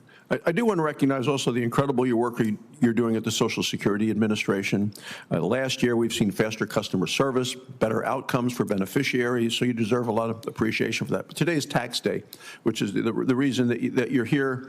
And close of filing, Sir Stevens, we're seeing under this new law that we passed, refunds are up, total refund dollars are up.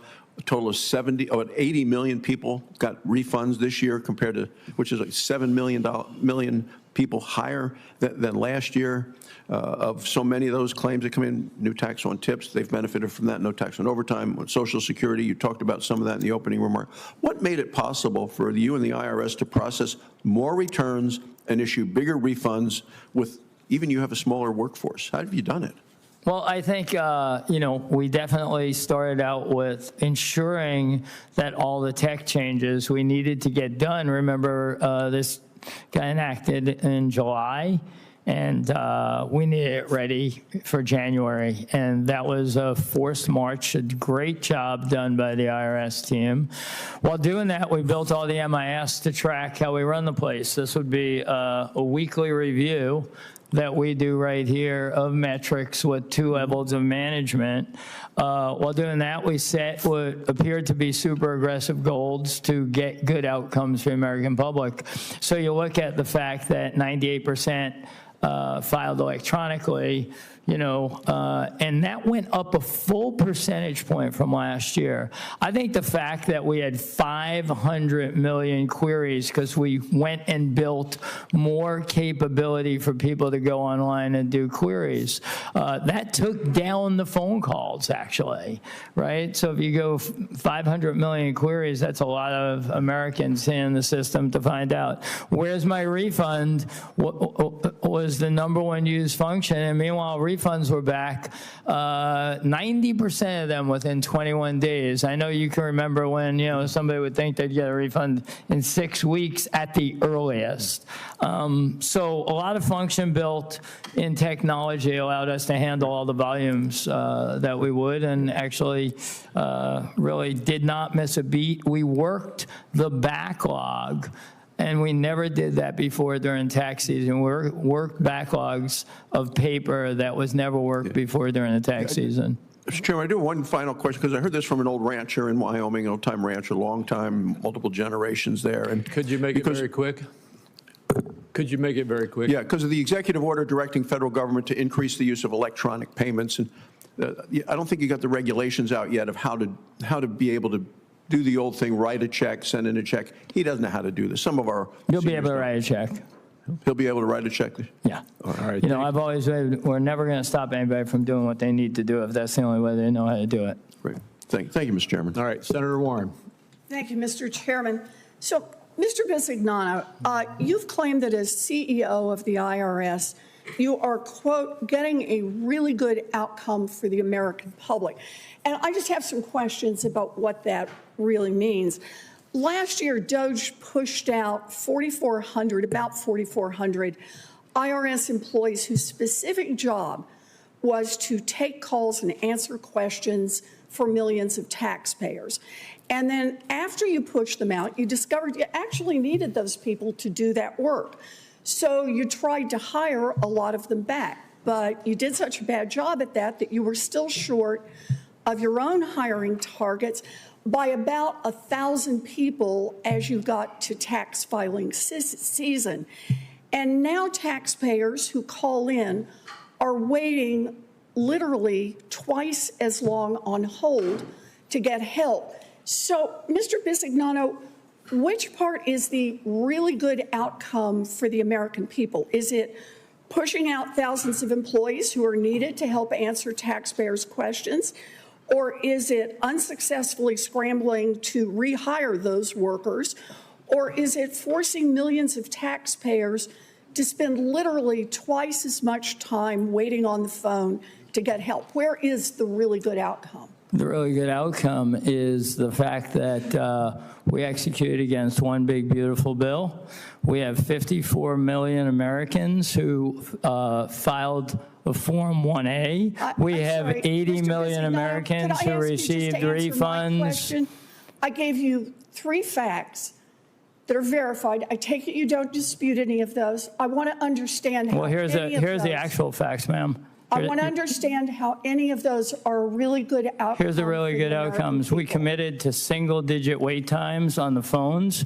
We're not having people sit. The data from well, actually, what the data from the Inspector General report, the data from the Inspector General says, Mr. Bisignano, TIG the developed level of access increased 45%. Mr. Bisignano, there you go. That same report, I have now seen it, says wait times on the phone doubled for people asking IVR questions. usage and chat bots all exceeded. You is where are those really good outcomes that you bragged about? And I take it they're not there.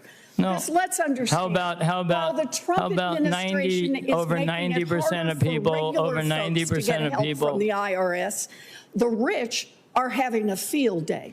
Thanks to Donald Trump, corporations paid $65 billion less in taxes last year compared with 2024. Meta alone saved $3 billion. Amazon saved over $4 billion. And just for context, that $65 billion would have been enough money to extend the Obamacare tax credits 3 times over and still had money left over, saving health care for millions of Americans. So, Mr. Bisignano, I just want to understand how slashing health care for families so that Meta gets a $3 billion tax cut is a really good outcome for the American public. Well, a really good outcome for the American public is getting their checks, their direct deposits within 21 days. What you're talking about isn't part of what the IRS is working on. So you think it is a good outcome that Meta gets to save $3 billion, Amazon gets $4 billion, and to pay for it, millions of Americans lose their health care? That's your view as the CEO of the IRS? I don't see the two of them correlated, ma'am. Well, they're correlated in terms of those tax cuts were paid for by pushing people off their health care. Did you not follow that? Those tax cuts, 30 million seniors, your seniors. Talking about $3 billion for Meta, so that paid for by people being pushed off their health care. And you're the one who said, really good outcome. It is a really good outcome for the American public here. The tax, what was enacted in the Working Family Tax Act. The values of the Trump administration loud and clear. Well, we still argue over whether the refusal to increase taxes is a tax cut. Well, as Mr. Bisignano, over whether Meta is paying $3 billion less under the under the one big beautiful bill than they paid the year before under taxes. They got $3 billion they got to keep, and it was paid for by millions of people who got pushed off their health care. Those are just the numbers. Well, we'll continue to debate this, I'm sure. And if you're a billionaire and you don't want to pay any taxes for years on end, contrary to what Mr. Bisignano said, you can get away with it. Senator Hassan. Thank you, Mr. Chair, and thank you, Ranking Member. Sorry. Was it Senator Cassidy? It was Senator Cassidy. Senator Cassidy, why don't you go ahead? Well, thank you, Senator Hassan, for being so generous. Thank you, Senator. Just for clarification, sir, you enforce the law, you don't write the law. And so just to say that. So that seems to be a little bit of a confusion here. Today, I introduced with Senator Warner legislation called the Improving IRS Customer Service Act. Now, this is not to say you've not already done a good idea, but St. Paul says we go from glory to greater glory. We improve, we continue to improve. So building on last year's successes, in which IRS callback technology saved approximately, I'm told, 919,000 hours for taxpayers in cases where wait times might exceed 15 minutes, and web usage has increased by almost 60%, indicating tech modernization initiatives are working. My bill would equip IRS with the legislative mandate to, one, create an online dashboard so that taxpayers can monitor average call wait time and budget time accordingly. I called it my bill, by the way, but it's mine and Mark Warner's bill. It's bipartisan. Second, allow callback for taxpayers that might need to wait longer than 5 minutes to speak to a representative. And third, establish a program to identify and support taxpayers struggling to make ends meet by providing information about alternative payment methods such as installments, partial payments, and offers in compromise. And you and I know of people kind of desperate, don't know where to turn, cash flow crunch, and IRS is one of their creditors. So I think this could really ease anxiety. So I think this legislation, again, is bipartisan, is likely to pass this Congress. So my question is, could you work with Congress, commit to working with Congress to swiftly implement the reforms? I'm happy to meet with the team and work with the team and do all I can to make it as good as you want it to be. What are some of the other improvements to IRS customer service that you can do without our mandate that you anticipate coming online this filing season? Well, I think you're going to have them, you know, as we moved to over 500 million online queries to irs.gov this year, we learned how to get a better engagement with the taxpayer, meeting them where they want to be met. So you should expect us to continue that and to build more capability when they need to call in order for them to be served better. We've moved to 24/7, and we're going to further advance that in all areas. It's great. Yeah. Sometimes at 3 in the morning, I'm sitting there, can't go to sleep, and I'm sitting there messing with things, so why not? Let me ask you about historic preservation easements.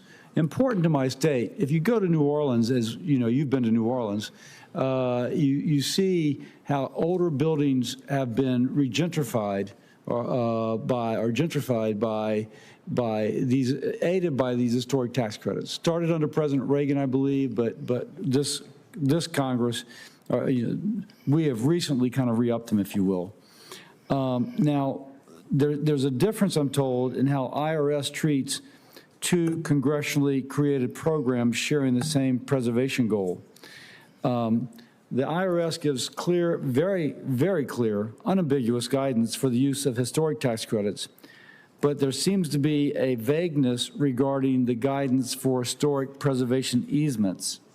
And so they're complementary, but they're treated differently, at least in terms of the guidance.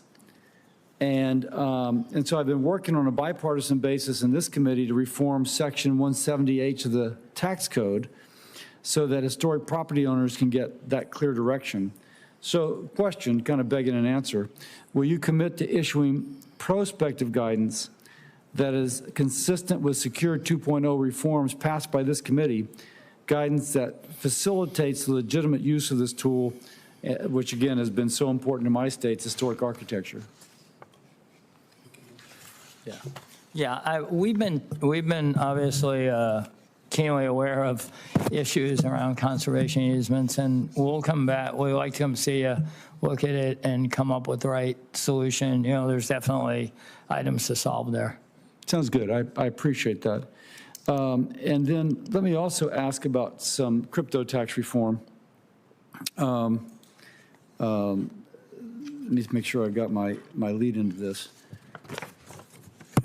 I'm told in the 2026 Crypto Tax Readiness Report, which surveyed 3,000 U.S. crypto users, they found that most intend to comply with their tax obligations, but only 49% correctly identify that a taxable event occurs every time crypto is sold. Approximately 61% of the crypto users unaware of the specific reporting rules that took effect in 2025. These rules require brokers to issue Form 1099-DA, a digital asset proceeds from broker transaction. Fellow Vice President of Tax at Coinbase said that users are, quote, struggling to navigate the complexities of crypto taxation. So can I ask what the IRS is now seeing regarding crypto tax reporting compliance this filing season? Well, you know, on the 1099-DA, it's now, you know, out, and there's a bunch of work to still do. So I like to have our team get with who you've been and your staff working on it, and make sure the things we're working on equals what they're seeing. But it's high on the list of, because of its newness, of things that still need work. Okay, thank you, sir. I yield. Thank you, Senator Hassan. Thank you, Mr. Chair and Ranking Member Wyden, for having this hearing, and Mr. Bisignano, it's good to see you. I want to start by talking about something I'm working on as ranking member of the Joint Economic Committee. Just recently, I sent a bipartisan alert to help the public better avoid common tax scams. Scammers are increasingly using AI to realistically impersonate the IRS online and over the phone in order to steal taxpayers' refunds, payments, and identities. When Americans are scammed, they can, of course, report the scam to the IRS. However, there are 7 other federal agencies who also accept scam reports, each in a different way on a different website. As a result, Americans who are attacked by scammers often don't know where to turn, and they often don't report at all. How does the IRS work with other federal agencies to combat scams, and will you commit to working across federal agencies to simplify the reporting process for scam victims? First, yes. And, you know, we took a very active role in Slam the Scam Day. Yeah. And I think it's one of the most important things. I think IRS, honestly, is IRS and Social Security, we believe, are the 2 most prevalent. And, you know, I'm happy to work across the whole place, because this is, to me, one of the things we have to protect the American public from. I'm working on legislation to try to centralize that reporting. I want the American public to know. Yeah, I want the American public to know, too, that if you're scammed, you should report. It is nothing to be ashamed of. Yes. These are very smart scammers who are using very sophisticated techniques. Let me move on to another issue. According to recent reporting, the Social Security Inspector General is investigating an unprecedented violation of Americans' private information involving a former DOJ staffer who purportedly took the Social Security numbers of potentially every American. If this data gets into the wrong hands or got in the wrong hands, it could unleash a massive wave of scams across the country. I want to follow up on what you told my colleagues about this issue earlier today. First of all, have you provided the chairman and ranking member of this committee a review about this incident? Yes. Okay, That's not true. Yeah, I think there is confusion. Yeah. Excuse my colleague. No, yeah, go ahead. What the witness has answered is not true. He's now said to 2 United States senators on this committee something that's untruthful. We have not got that information. We'd like it. I don't want my colleagues' time to be taken because of my comments. Our staff's met with your staff. That would be helpful, because I think your answer this morning was confusing, and I appreciate the clarification from the ranking member. The Social Security Inspector General sent this committee a letter 1 month ago saying that she is investigating this incident. Is it true that the Inspector General is investigating? Yes. Did a DOJ employee take millions of Social Security numbers from the Social Security Administration? We have no belief that that occurred, and I think, you know, we're going to feel very good when the Inspector General is done with their report. Well, the Inspector General has been clear in her letter, and without objection, I'd like to introduce the letter from the Inspector General dated March 6, 2026. She says she is investigating an anonymous report, but here's my question for you, and she has been clear that she's not going to share information with this committee in detail because she doesn't want to compromise an ongoing investigation. So I am assuming she is also putting up some level of wall between the leadership 100%. Of Social Security and IRS and not discussing the details. So you don't know what the outcome of that investigation is going to be. Is that correct? 100%. So let's operate on the fact that if you don't know what the outcome's going to be. No, I was answering that 100%. She is not communicating during the investigation. Right. So you don't have any reason to believe there is going to be a finding that the information was stolen or it wasn't stolen? I don't believe that we're going to find that any data was stolen. It's an anonymous letter that people have researched inside and out, and now the Inspector General is researching it. Well, let me ask you this question in your capacity here as the leader of the IRS. Let's say that the Inspector General, contrary to your current belief, does find that there was the theft of Social Security numbers. At the IRS, how are you preparing for the possibility that DOJ's actions could put millions of Americans at risk of identity theft? What are you all doing to prepare in case this anonymous report is true? Well, because we brought in outside experts to also take a review of the environment in both organizations. I'm sorry? I just didn't hear that. I said we brought in outside experts to look to ensure that we weren't the only people ensuring that the environment was secure. And so the IRS is doing nothing additional to prepare for the possibility that pretty much every American Social Security number has gotten into the wrong hands, and doing nothing to prepare for the fact that those Social Security numbers and that identity theft could be used to try to steal people's tax refunds. There's been no identity theft identified, and it's an anonymous letter. It's an anonymous letter that the Inspector General is taking quite seriously, and she should. And you should too. I have other questions. I'm over time. I'll submit them for the record, but I just want to go on the record really to follow up a little bit on one of the lines of questionings that Senator Warren was asking. My constituent service team in New Hampshire gets inquiry after inquiry from frustrated constituents who not only have to wait a long time to get through to the IRS, but when they get through, they are passed from one person to the next. Nobody can really help them. And it is not until the taxpayer advocate gets involved that we get true answers for our constituents. And the taxpayer advocate team has been degraded, and we have fewer and fewer of them. So I would really hope, I'll ask you a question for the record on this, that you all will consider strengthening the taxpayer advocate office to make sure that constituents can get real-time answers to their questions and get their refunds when they are due. Thank you. Senator Lujan. Mr. Chairman, Senator Warnock's been here a little bit longer. If I could yield to him. Well, I'm not going to give everybody else that opportunity. I gave her a little bit of leeway because I mistreated her earlier and gave her the floor and took it away. 5 minutes.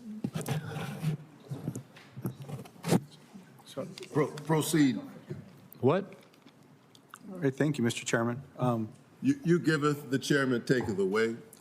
Proceed. Well, thank you, Mr. Chairman, for the time. Sir, as you know, today's tax day, and I want to follow up with Senator Hassan's question there at the end about the time that it's taking people, you know, when they're calling in. I think you committed to everyone here that backlogs and wait times were going to improve under your leadership. And I think that you even reported to the House Ways and Means Committee on Excuse March me for a 4th. moment. I think I misunderstood your question. Were you asking to yield to Senator Warnock first? Yes, sir. Oh, I totally misunderstood. Oh, thank you, your Mr. Chairman. question. Yep. I know, but please go ahead, Senator Warnock. Thank you, Senator Lujan. Thank you, Brother Chairman. The Trump administration has repeatedly attempted to weaponize the IRS against its political opponents, which would potentially violate both the law and the First Amendment. In April and May of 2025, President Trump threatened to revoke the tax-exempt status of Harvard University for political reasons. In a September memo, President Trump directed the IRS to investigate tax-exempt entities over their alleged ties to what he considers political violence and domestic terrorism.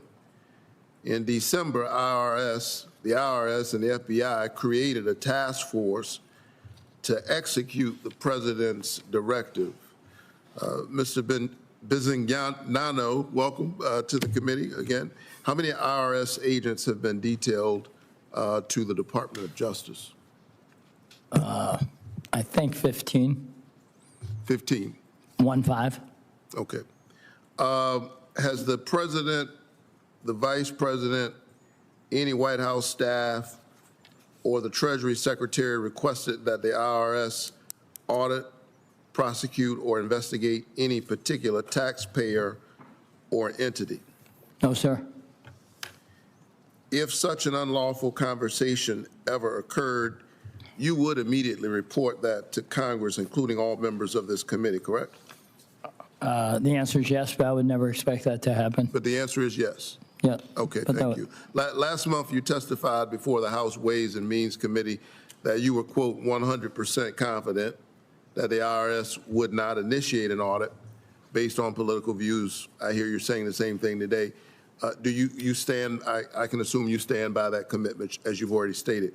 Will you also commit that that the FBI and the IRS task force will never investigate anyone based on their political views?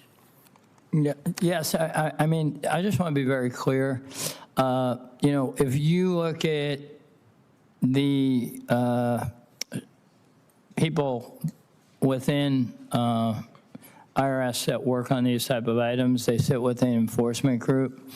And if you look at that, 70% of the time, it's on IRS tax-related items. 30% of the time, and this has been consistent over time. Only because my time is limited. Be consistent. I think that is very important, sir. I apologize. 30% of the time, they're asked to work on other things. You know, the Brown University murderer was found by these type of agents, right? So it's not an unusual item where we go work with the FBI to solve problems. And Brown University. Let me continue because I yeah, sure. I just want to make sure you're clear. Both the President and Attorney General have directed their task force to investigate groups that support, among other views, quote, opposition to immigration enforcement. These are the words of the administration. In January, this administration falsely labeled Renee Nicole Good a domestic terrorist. In your view, if a nonprofit organizes a nonviolent protest against ICE's abuses, can that ever be the basis for an investigation by this task force or the IRS? Definitely not. How about bringing litigation against ICE or another federal agency, even the president? Would that ever be the basis for an investigation? No. If the president announced on social media that he wanted to audit the ACLU, say, for example, or an NAACP, I take it that you would ignore that directive. Is that a correct assumption on my part? Yeah, we operate within. Yes or no? Is it a correct assumption that you would ignore a request or from the president to investigate the ACLU? If he announced it on social media. I said yes. I asked because last year the president said that said in the Oval Office that he was looking into a nonprofit's tax-exempt status. So these aren't theoretical questions I'm asking.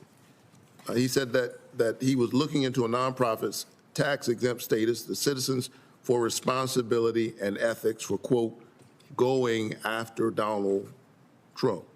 These are the president's words. Based on your answers, can you confirm that the IRS never acted on the president's statements? Yes. That you never acted on his? Never acted. Okay. That's it. The president has criticized, quote, environmental insurrectionists for raising the alarm about climate change. Can you confirm that these comments have not influenced the IRS? No. They have not. No, they have not. No influence on the IRS, and there's been nothing asked of the IRS to do. Vice President Vance has also criticized the Ford Foundation, specifically noting its tax-exempt status.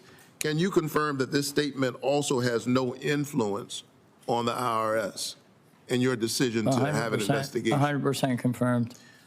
So I'm going to submit to you a written question for the hearing record asking for a detailed report of how many investigations this task force has initiated, including data on the number of investigations into organizations that support President Trump and his policies versus those that oppose his policies. Will you commit to providing my office and this committee with that information in writing? Submit it. Yeah. Yeah, submit it. Yes. Submit it. Thank you so very much. Thank you. Senator Lujan. Thank you, Mr. Chairman. Appreciate that. As I was starting, we've all been reminded today is April 15 tax day. And the question that I have follows something that Senator Hassan was asking about, which is wait times. There was testimony I think you provided to the House Ways and Means Committee recently on March 4th that said, quote, we feel really good about the staffing levels, unquote, and that, quote, wait times on the phone are single digits. Are wait times shorter now than when you took over or longer? Well, take the developed level of access report from the Inspector General. Mr. Says Chairman, that 45% of the time, 45% Mr. Chairman, I don't know the improvement. complexity. Is it longer or shorter? That's all that I need to know. Is it taking longer for people now, or is it taking people less time on the phones? Well, it's taking single digits, and it took single-digit minutes before. Okay. But 500 million. Hey, Mr. Chairman, I had a statistics professor in college that says statistics don't lie, but liars can figure.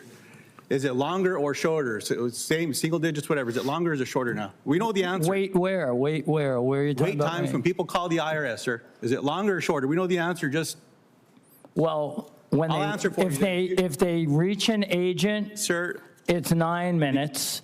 And 500 million times they've been online instantaneously, and hundreds of thousands of times they're doing it through a bot. So there's multiple ways to be served, and to be served across the board better than they ever have. Let me ask the question this way. Would you disagree that taxpayers are waiting on the phones longer now than when you took over? Is that an affirmative? Yes. It's doubled. That's the answer. Well, if you only care about that one statistic, then you don't care about getting tax returns processed, or if you don't care tax returns about being returned. Let me ask that question then. Are tax returns being returned to people faster or slower under your leadership? Way faster. You are going to say on the record that people are getting the returns faster and that the AI tools that you instituted are actually working? 100%. Okay, Mr. Chairman, there's another unfactual statement based on reporting that's come out of GAO as well, which is not necessarily a liberal organization led right now, but I'd like to follow up with that on the record. Over 90% of refunds are in people's hands in less than 21 Mr. days. Bisignano, When did you have that? We'll use the GAO reports, and you can refute them if you want. We'll submit them into the record, and that way the chairman and his staff can look to see what's factual and what's not factual. Good. There was an issue raised by the ranking member at the beginning of this, and my question, sir, is it correct that you live in New Jersey? I live in New Jersey, yes. Are you aware that President Trump has instituted an in-person work requirement for all federal employees? 100%. You're aware that that went into effect January 20th, 2025? 100%. Do you work at the IRS office in Washington, D.C. Monday through Friday? No, I also work at the Social Security office. In Washington, D.C., you're here Monday through Friday? No, I'm in Maryland. You're in Maryland or in Washington, D.C. Monday through Friday? No, you're asking me a question. I'm telling you where I am. What I'm trying to get to is there's report after report that's suggesting that you work 2 days a week. Well, those reports are dead wrong. So you're saying on the record that you're working in Maryland and in Washington, D.C. Monday through Friday, 5 days a week. No, I may be in Georgia. I may be in Florida. So are you following the president's executive order? I'm at work in an office of hours every day. So, Mr. Chairman, I'd like to submit into the record a New York Times article that has laid this out with as many as 5 people familiar with the schedule of what the work schedule is. I just don't know if President Trump's approved a 2-day week or not, but that might be something we want to look into, because I think the president doesn't like when people that work for him that he appoints ignore his executive orders. I'm just trying to get the truth out of that. Without Thank you. Yield objection. back. Thank you. Senator Tillis. Thank you, Mr. Chairman. Mr. Bisignano, thank you for being here. On that last exchange, I find it hard to believe that you're hanging out in your gym shorts in New Jersey doing Zooms all day. So I'm going to take at face value that you're probably moving across the country, going to the various offices with big presence of IRS employees. So I'm going to answer that question for you. I think that, but I do appreciate my colleagues on the other side of the aisle asking people to honor the president's executive orders. That's great progress. And Mr. Keyes, it's good to see you.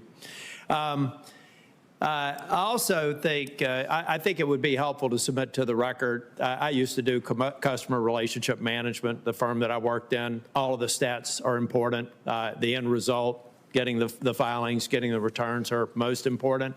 So I think it'd be very helpful for you to submit to the record all of the vital statistics on your customer relationship management, customer experience for the record for this hearing.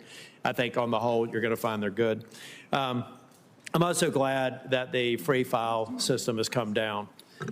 What I'm curious about is whether or not we're going back. I was against free file from the beginning. I felt like we should be working with people in the private sector who have free file systems to incent that, because that eliminates an infrastructure need, all the other things that the IRS should have never gotten into. So I'd like to get some reports on what the stranded cost was and how you're ramping that down.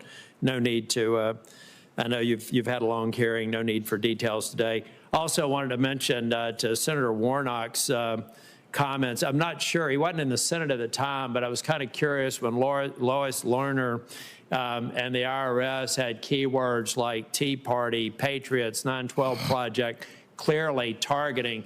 Hopefully they can memorialize for the record that that was inappropriate targeting, because that was blatant and happened under the watch of some of the people on this committee who were serving at the time.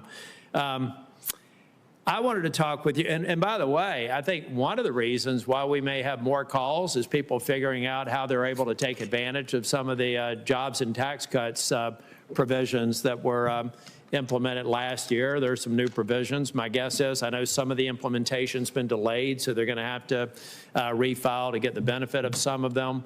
I think that's a legitimate reason to have more calls and have customer service telling people how they're going to save more money as a result of congressional actions last year. There's a good reason sometimes for people to call the IRS. And I also want to thank a number of the people in the IRS that my office works with every day. They do extraordinary casework, and we get great feedback from them. I have personally called some of the staff and some of your regional offices to thank them for the extraordinary work they're doing, and I appreciate that work. I had two things I want to talk to you about from a business perspective. One is some of the efficiency cuts, whether it be DOGE or decisions that you all have made.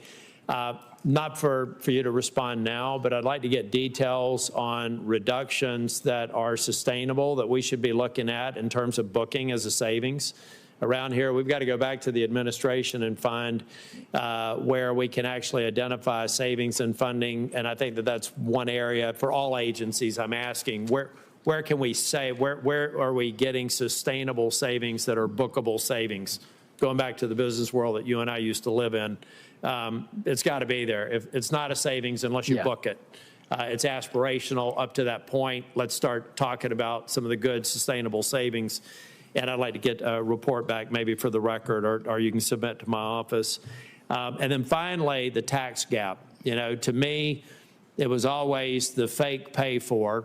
Everybody comes here and they say, well, if we just get more agents or more people, then we're going to pay for this other program through the tax gap. It's almost about as bogus as using the employee retention tax credit as a pay for, which I've been pretty consistent on. But I would like, if we could, to set up a meeting, actually similar to a meeting that we had with Senator Crapo and the ranking member before on what should we really expect out of the tax gap. I think what you're going to find out is a third of the tax gap is really good tax policy from tax advisors. It's not recoverable because it's legal. The middle one is probably the one that we can get back. The lower third, it's not worth going after because it's relatively low wage earners. That's at least my mental construct. I'd like to meet with you and maybe get the update. I did get one from the IRS commissioner so that we can be realistic about what we can possibly draw down. I call it the addressable tax cap. Yep. Good. So, well, thank you for your time. I want to finish on time. Thank you. Thank you. Thank you, Senator Tillis. And Senator Wyden would like to ask. Oh, wait, Senator Marshall came in. Yes, Senator Marshall. Okay, well, thank you, Chairman, and welcome, Commissioner. Good to see you. I just want to stop and say thank you. You have a great American story, and I hope folks back home are listening. A kid from Brooklyn, New York, is that what I remember? Yes, sir. And you end up in Baldwin City, Kansas, the Baker University, an All-American varsity athlete, end up at the as a financial guru.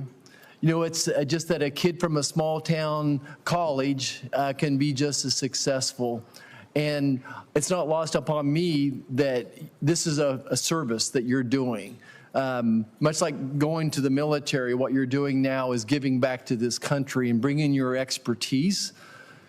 I'm grateful for it, and there's many Americans that are grateful for it as well. I'd like to start with, it's tax day. This is a day that most Americans dread. In my research, I found out that maybe 60% of Americans typically get some type of a refund.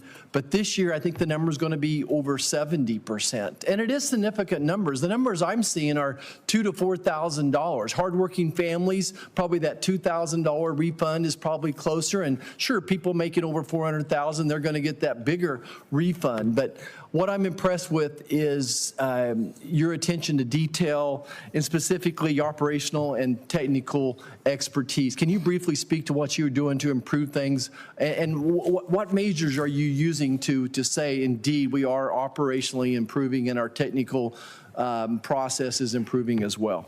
Yeah, I think, first of all, I think one of the most impressive stats we have is 500 million visits and queries to irs.gov, which is a 60% improvement. Now, that didn't just happen because people woke up and thought they should use the system more. It happened because we built way more capability for them to use. And that changed the amount of phone calls we actually got. We actually got less phone calls than last year. While that happened, I think, you know, the idea that we were able to raise electronic filing even by a full 1% from 97 to over 98%. And I think, you know, I hear people want to dismiss the item or they have some report of something other than reality. The fact that over 90% of people are getting refunds in 21 days or less is unheard of. So how did that all happen? It happened with the good work of the people in the organization and preparedness and discipline, management discipline to oversee and discuss every week the progress. So I think the idea of being a digital-first agency is appropriate. I think that's what how the American public, they want to be met where they want to be met. If it's in the taxpayer service center, if it's in on the phones, or if it's on the web. Yeah, if I could just kind of go that, meeting people where they are. My staff back home is very supportive of VITA, volunteer income tax assistance. I know the folks from K-State Extension are helping people with their taxes, probably why more of those are going forward, and hope that you continue to support those. I kind of got a one-off thing, a 45Z issue with Dodge City, Kansas, and an anaerobic lagoon. I'm going to submit that question and ask you all to get back with us on that.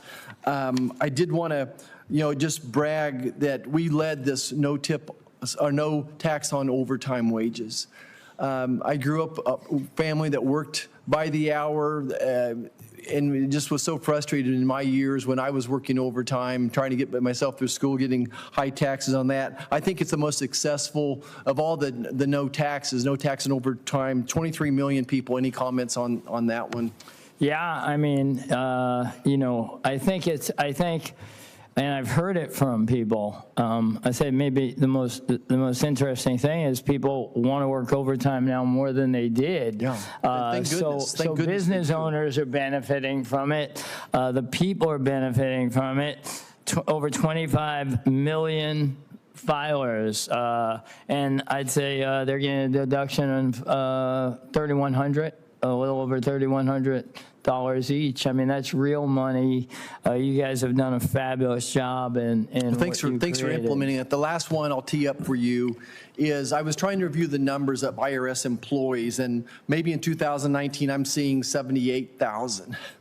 It ballooned to 103,000 under the previous administration. I'm not sure where those numbers are now, but more importantly, give you a sense to brag. I feel like you're getting more done with less people. Yeah, I mean, I'm a deep believer in Parkinson's law, and I think that technology is a great enabler. We have to get the benefit of everything we implemented. And I think we have a highly motivated staff. I think we have a highly motivated staff has done a great job. Congratulations. Thank you. Good to see you. Thank you, Senator Marshall.